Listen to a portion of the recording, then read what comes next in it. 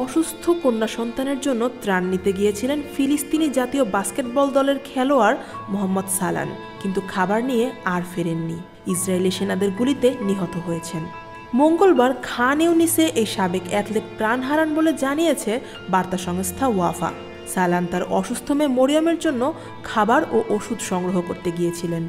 ফিলিস্তিনের ভূমিকম্প নামে পরিচিত মোহাম্মদ সালান খেলেছেন একাধিক স্থানীয় বাস্কেটবল দলের হয়ে এবং দেশটির জাতীয় দলের জার্সিও গায়ে জড়িয়েছিলেন।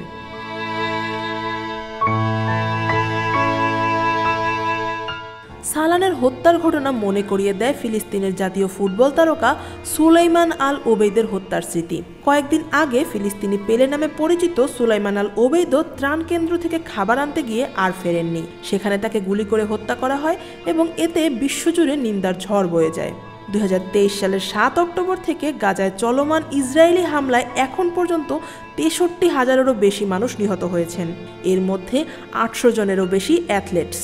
খাদ্য সংকট, বাস্তুচ্যুতি সহ নানা বিপর্যয়ের মধ্য দিয়ে দিন যাপন করছেন সাধারণ মানুষ ও অ্যাথলেটরা।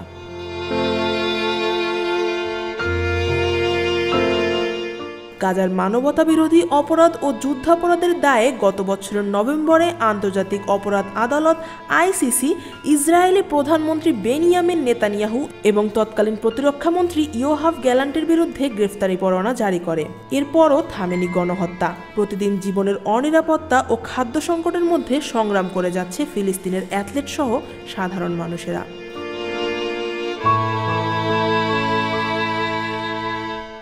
মোহাম্মদ সালানের মৃত্যুতে বিশ্বের ক্রীড়াঙ্গনে নেমেছে শোকের ছায়া। সালানের মতো আর কত খেলোয়াড়কে এভাবে ত্রাণের লাইনে প্রাণ দিতে হবে তা পুরো পৃথিবীরই অজানা।